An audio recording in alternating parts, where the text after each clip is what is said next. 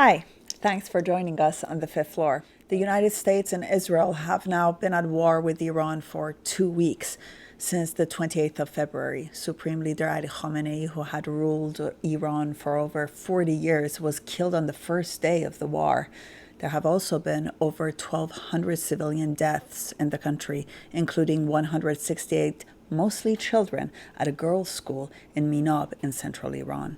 Bombs have been falling across the country, with homes, hospitals, airports, and oil facilities all being struck alongside regime infrastructure. The internet has also been shut down on the 90 million people living inside Iran. Now, today I'm joined by my BBC Persian colleagues, Taraneh Fatalian and Ghonche Habibi Azad, and Sarbas Nazari, who monitors Iranian media for BBC Monitoring. Welcome, guys, to the fifth floor. It's great to have you, as always. Thanks for inviting us. In BBC Persian, how are you guys getting information from people inside Iran, and how are they sending you information? It's incredibly difficult, more difficult than any other time that Iran has been in turmoil. The regime has shut down the internet from the first day of the war, but people are still finding ways to bypass the restrictions and get connected to the internet.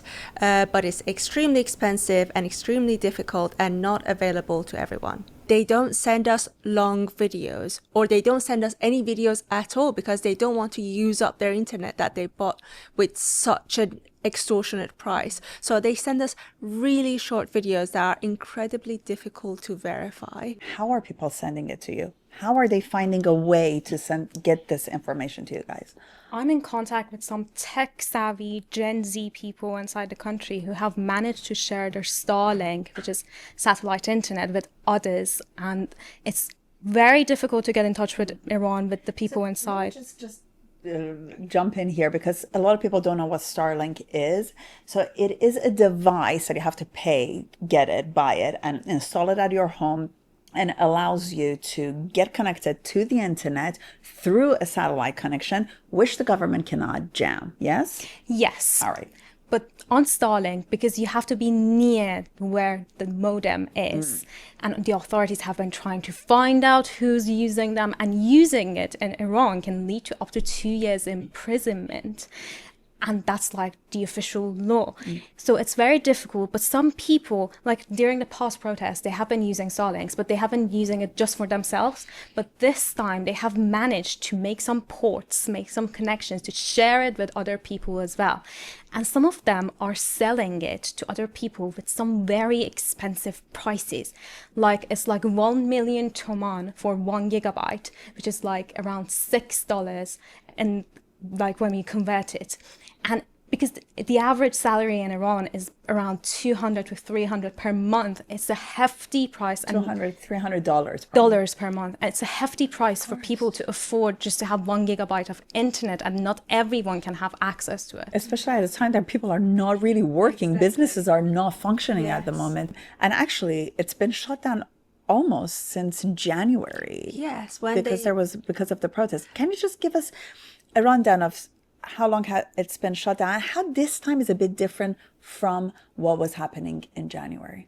Well, in January, we had the nationwide protest. 8th and 9th January is when the mass killings happened. Iran went dark. The internet was shut down for days after that, and images were coming very, very slowly. And then that's when we saw pictures of morgues, pictures of body bags scattered everywhere, blood in the street. So after that, internet has been patchy.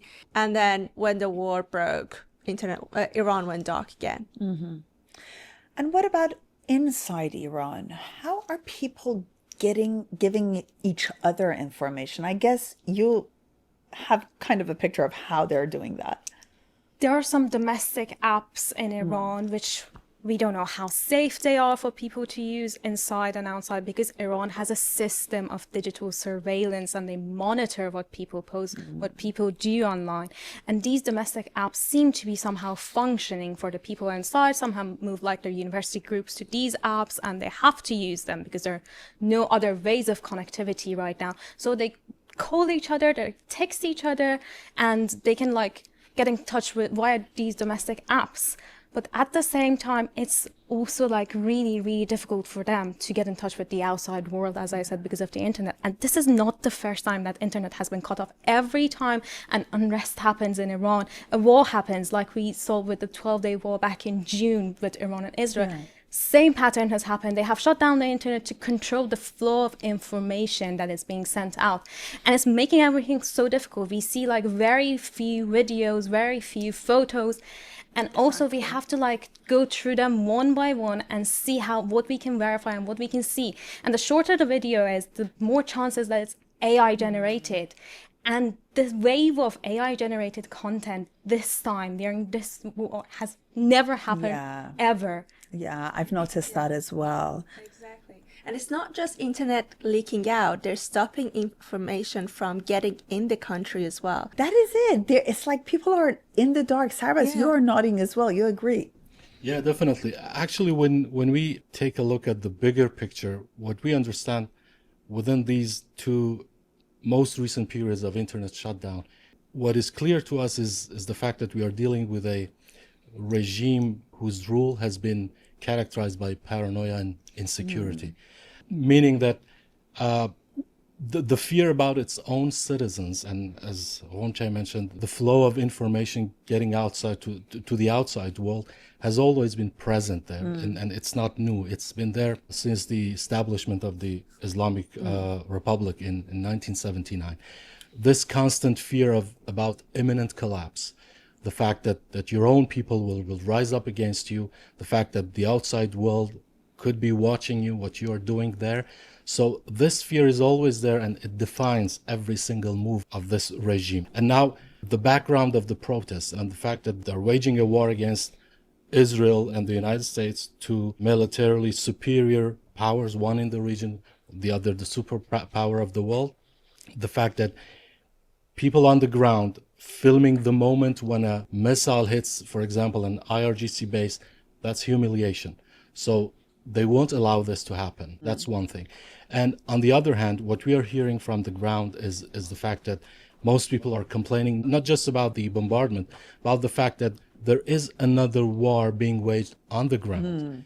It's the constant repression on a daily basis happening with all the checkpoints, with the Basij militia, intimidating people, inspecting their vehicles, inspecting their homes, checking even their personal pictures on their videos. So again, this paranoia is always there, and people are complaining about the reality, the unfortunate reality that they're trapped between these two conflicts. One is coming from the above with the strikes. The other is the regime itself, which is repressing its own people. What about domestic journalists? What is happening to them? I know you are monitoring the Iranian media. Do you see anything coming? Not really, because what we are seeing right now is the regime trying to fully control the narrative. By shutting down the internet, they have pretty much succeeded in that project. They are bombarding people's phone with government messages, threatening them, and then the state TV is constantly running programs and inviting hardline pundits, trying to offer a totally different image of what is happening in this war. The journalists whom we newspapers? They have been publishing papers. Those papers are all state affiliated. Even the reformist papers currently are following the official line. And the journalists whom we are seeing on social media, on X and Instagram and everywhere, are the ones mostly affiliated with the regime and spreading the same propaganda which the regime wants. And independent journalism is absolutely a massive challenge currently. Absent, yeah, exactly. And it's very obvious as well. You're seeing it, the lack of images, the lack of the human stories. You can feel it. Yeah, I think it's safe to say that Iran is the regime is strictly controlling the narrative and is really trying to push its propaganda not only to the world but to its own people as well. That's why a lot of people don't really know what is happening, because their only access right now for many of them is Iranian state media, because they jammed the satellites as well, so they don't have access to BBC Persian, they don't have access to other independent media abroad, so all And they they hear, don't trust the state they media a don't lot of trust the times, state so media, exactly. it's They just know a that they're not. must be a very confusing time to be inside Iran at the moment. Exactly. But you do in BBC Persian, you do get people who message you, who send you footage. When you get to talk to people inside Iran, what are they saying? So it's not just people that send us footage. It's my school friends that I've known since I was 6, and she's very tech savvy as well, and she's been in touch with me, and she's just telling me about her daily life. She's journaling it, and she was telling me today that because of the stress and the pressure she's been under, she's been stuck at home. She wanted to go out for a walk today, and then she heard the missiles coming and she couldn't go out. And I really feel for her. This is a person that I grew up with, that I know so much about. And it's very stressful for me, but most importantly for them and their family, and that they feel stuck there. Absolutely. What else are you getting? And who are you hearing from mostly? I've never seen the Iranian online society so polarized. People are very conflicted, people who message us. A lot of them are scared, but they say that they're more scared of this regime staying put after the war than the war itself. For some of them, it's like, I heard this so many times that I'd rather die by American bombs than in Iranian regime prisons by torture. Some people are sending us messages, screenshots of these threatening messages that the regime is sending them every single day, telling them that we're going to kill you, we're going to kill your family, you're going to be prosecuted if you cooperate with the enemy. And this is a very vague, intentionally ambiguous term, like with the enemy, like sending information to us could be deemed as cooperating with the enemy. So they are scared, a lot of them, but so many of them say that they would rather just sit it out, and they're hoping for better days after this war. And what about the other side? You said it's a very polarized discourse. What about the other side? What is the other side saying? The other side want it over. They're scared. The other side, they're scared. They're worried about the infrastructure. They're worried about the lives of people that are being taken right now. They're worried about the culture. There's some UNESCO protected sites that were damaged. They're worried about that as well. So everyone's really concerned, and it's like really hard to tell what's best. Yeah, I feel it as well when I go online. I feel like it's a really polarized, very tense, you know. And opinion of some people has changed ever since the war started, because I've been keeping in touch daily as much as I can with them. Some of them were expecting that with the death of Iranian supreme leader on the first day, the war would end and everything will just be, the regime change will happen and everything will be back to a good place. But that wasn't the case. The bombing hasn't stopped and it's continuing. And also the thing is, through state media and the people that they interview and the people that they show, that has become the mainstream narrative. And we are not hearing that much voices from on the ground as we would like to hear. Exactly. That is the thing that, you know, this puzzle has missing pieces, and that is one of the main pieces, because you're not really hearing what people inside Iran are thinking. We don't know. A lot of them are outside Iran as well. Yeah, exactly, outside of Iran as well. Yeah.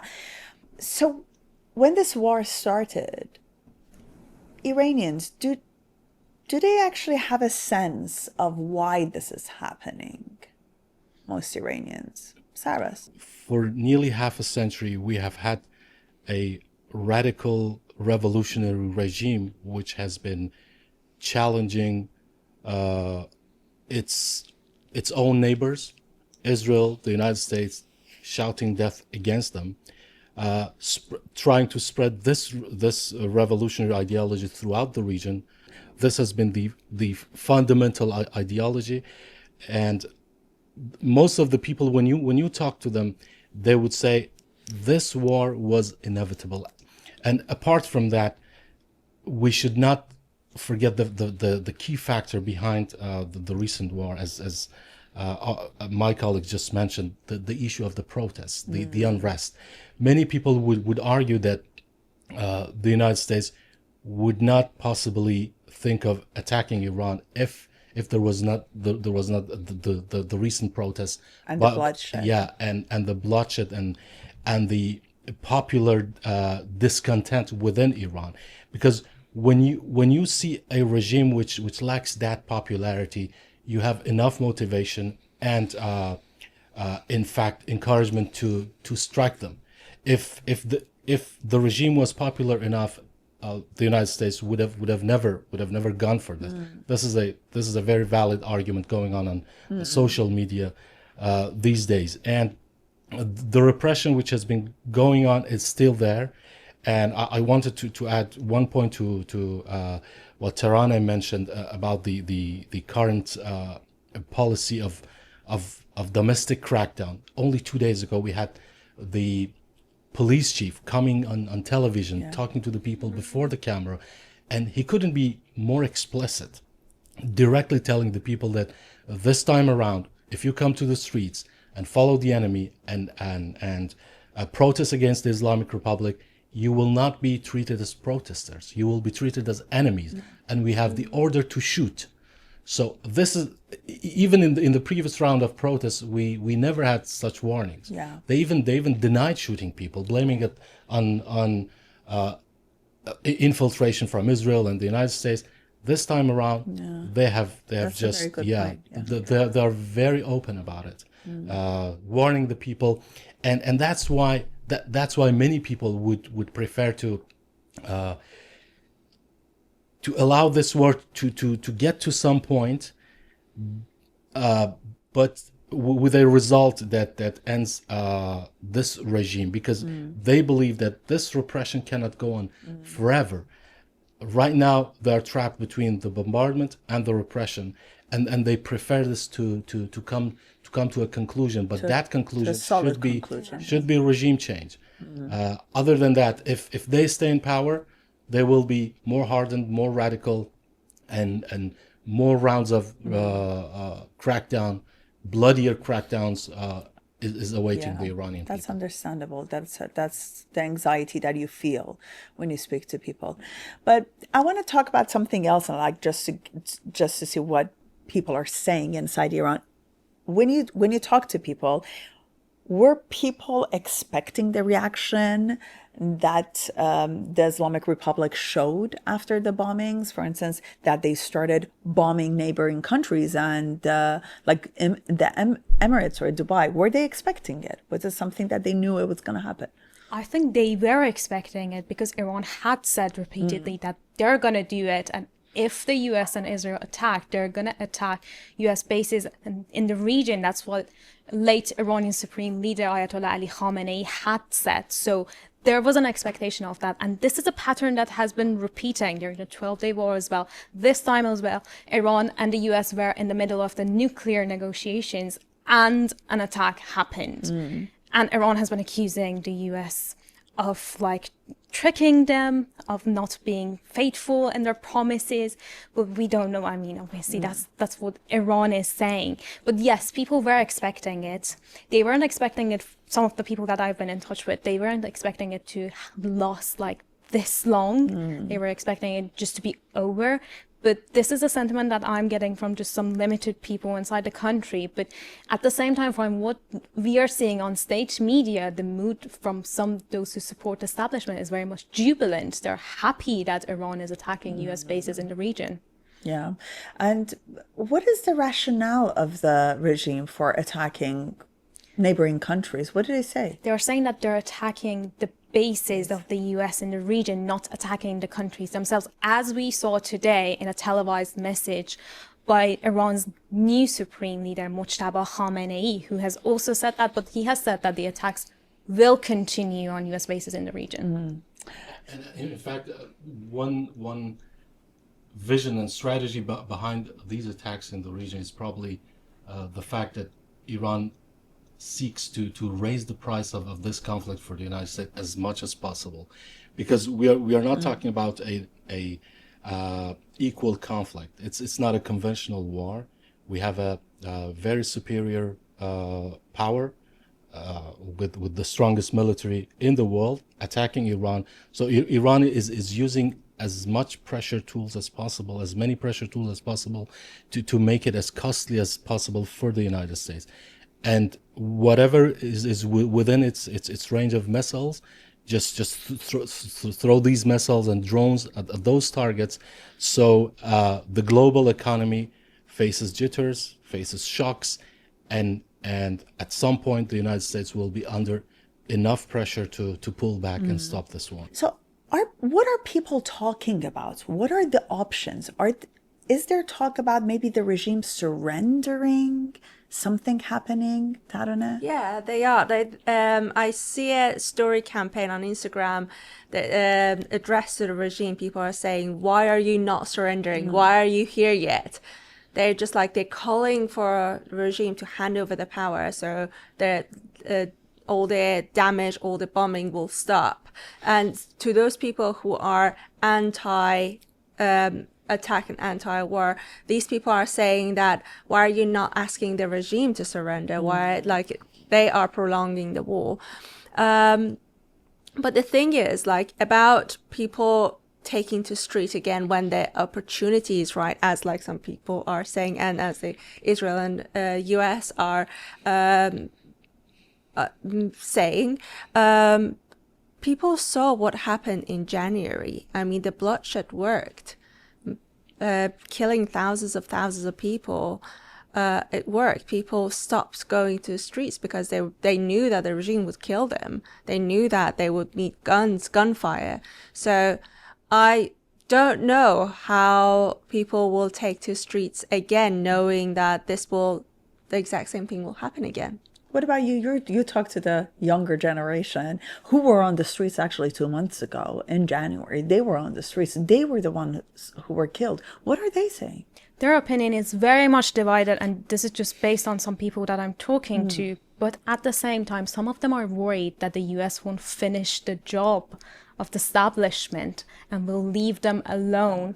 That's what they have been fearing, and they're saying, like, if a call for protest happens, we will come out and we will do it as long as the US and Israel help us. This is the sentiment that I'm getting from some of the people who have participated in the protest. Some of them are saying that we won't come out, and we have seen what happened in Jan, and we are not willing for it to happen again, the bloodshed to happen again, because we love our lives. But some are saying that this is the risk that we are willing to take.